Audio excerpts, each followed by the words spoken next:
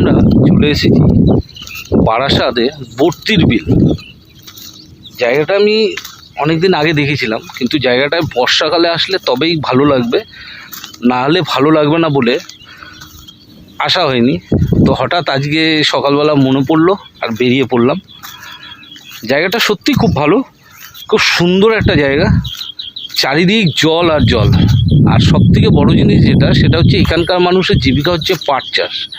এই যে দেখতে পাচ্ছ পাট, ও পাট ভেজানো রয়েছে, আর এই যে সাইডে পাট কাটি, আর ওই সাইডগুলো দেখো পুরো পাট চাষ করে রেখেছে।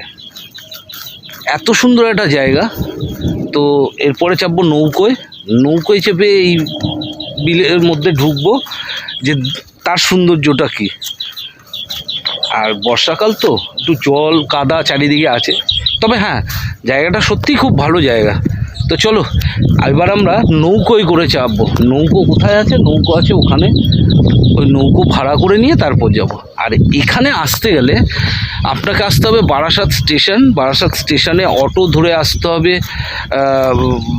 মানে অটোতে উঠে বললেই হবে বদ্রির বিল যাব। ওই ওখানে এসে নামিয়ে দেবে। মোড়ের মাথাটা কি ভুলে গেলাম, সত্যি কথা বলতে মোড়ের মাথাটা মনে নেই। ওখান থেকে আবার টোটো নিলাম, টোটোয় করে বললাম বদ্রির বিল, আমাদের নামিয়ে দিল মুখে। ওখান থেকে হেঁটে 2 মিনিটে চলে আসলাম এই জায়গায়। তো এখন যাব নৌকোয় চাপতে। তো চলো তোমাদের নৌকোয় করে এই বিলটা একটু ঘুরে দেখাই, এত সুন্দর একটা জায়গা। আর ততক্ষণ তোমরা একটু উপর থেকে দেখে নাও বিলটা দেখতে কত সুন্দর।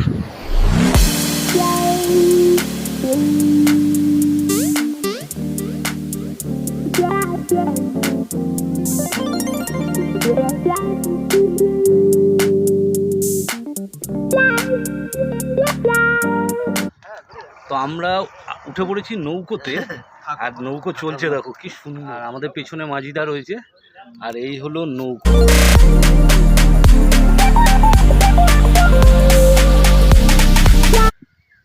এখানে আসতে গেলে বর্ষাকালেই একমাত্র ভালো লাগবে, কারণ বর্ষাকালেই এই জলগুলো ভর্তি হয়ে থাকে। আর শীতকালে এখানে পুরোটাই জমি, চাষবাস হয়। বাহ দেখো কি সুন্দর শাপলা।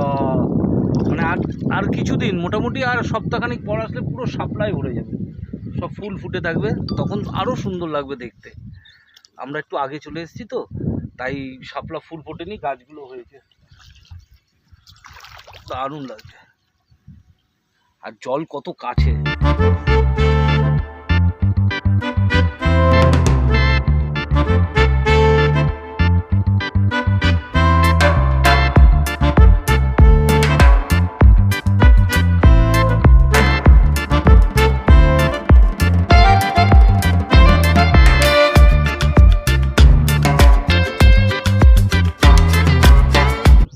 আজ বদ্রির বিলের যে ভিডিওটা এখানেই শেষ করলাম। এবার আমরা বাড়ির দিকে বেরোবো।